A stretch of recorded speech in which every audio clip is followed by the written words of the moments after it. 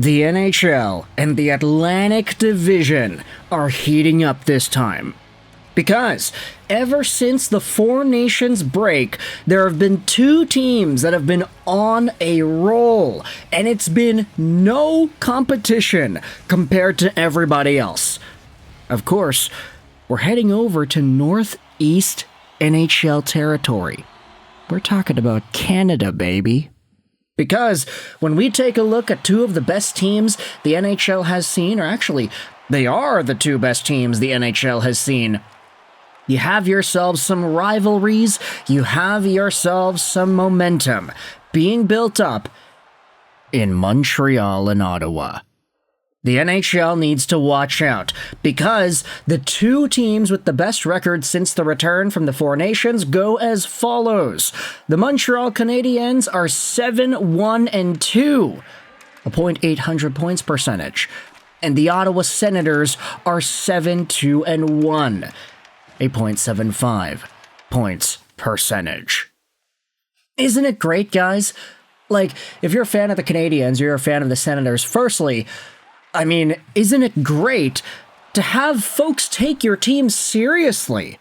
I mean, this late into the year, we're halfway through March, and we are actually seeing teams and opponents fear the Canadiens and the Sens. Okay, I'm going to be honest, maybe they're fearing Ottawa more than Montreal, mostly because Montreal has a much bigger hill to climb in terms of making the playoffs at this time, but when you think about the Ottawa Senators and just how dominant they have been, I'm starting to see Leafs fans. Toronto Maple Leafs fans are going out there and talking about Ottawa as if they're this big bad wolf hiding under their bed, just kind of creeping up in the background of that playoff picture and potentially giving Toronto some trouble.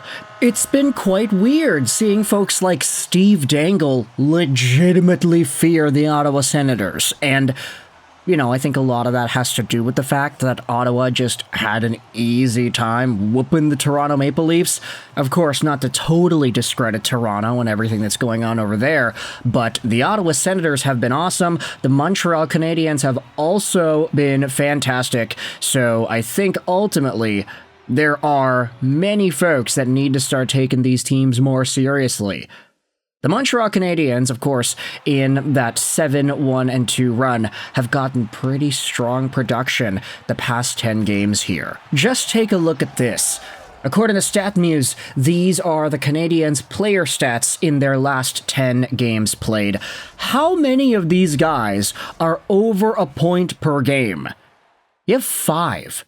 5 guys, burgers and fries, are over a point per game in the Habs' last 10 in this 7-1-2 stretch. Nick Suzuki has 17 points in 10 games. Ridiculous, by the way. Cole Caulfield has 12 points in 10 games. Hudson has 11 in 10. So does Slavkovsky. And then Patrik Laine has 9 points in 8 games played, because he hasn't played all of the Canadiens' last 10 games.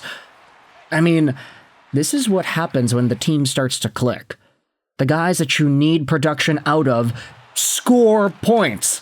And it's not like they're whittling away like we had seen in previous parts of this season here.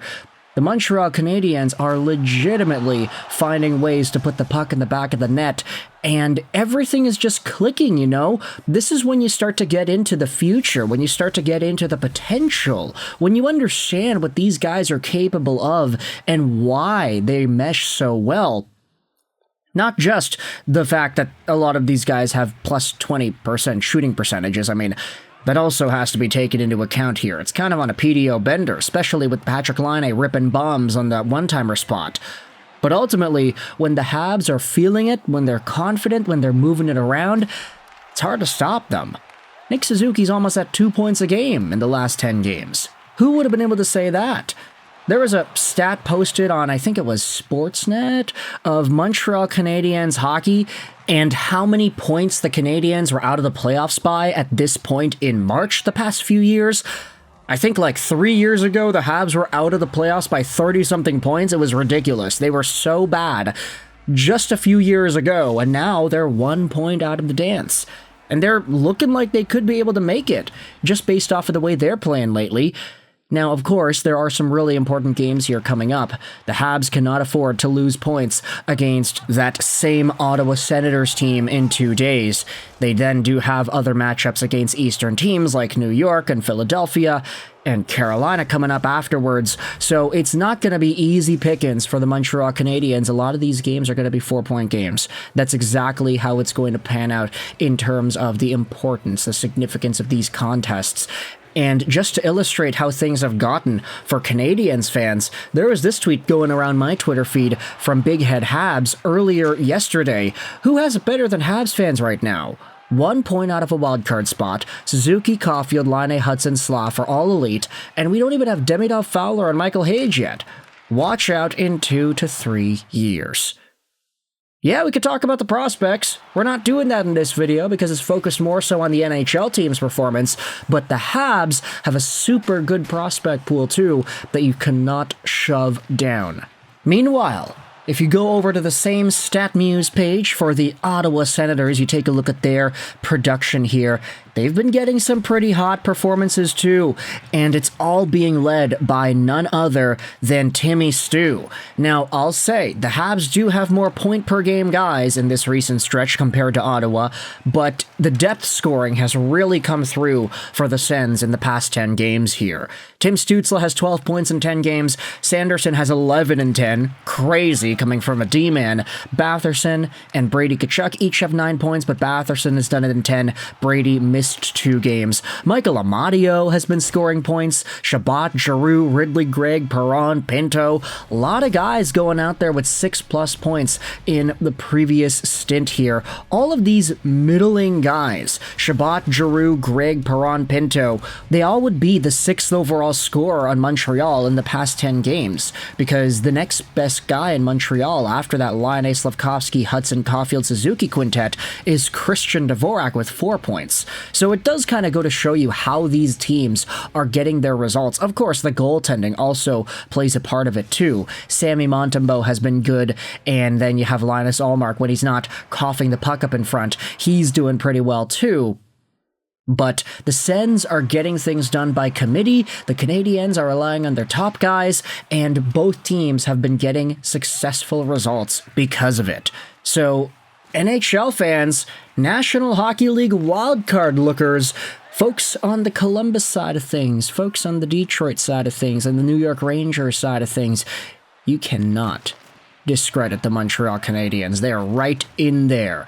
Ottawa is in the playoffs right now. They've got 77 points in 66 games, so they are realistically going to make it. I don't think they're going to miss out at this point. Knock on wood, of course, nothing bad happens and they end up going on a terrible losing streak.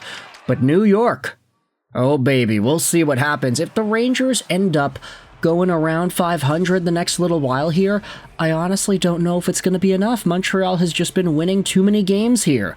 We'll see what happens on Tuesday. Goodness forbid for the Rangers and Blue Jackets that the Sens and Canadiens game goes to overtime. But for now, the Montreal Canadiens are fighting for their playoff lives, and this stint after the Four Nations has been fantastic in that process. So let me know your thoughts in the comments section below about the Montreal Canadiens and the Ottawa Senators. I hope you enjoyed this video. And bye.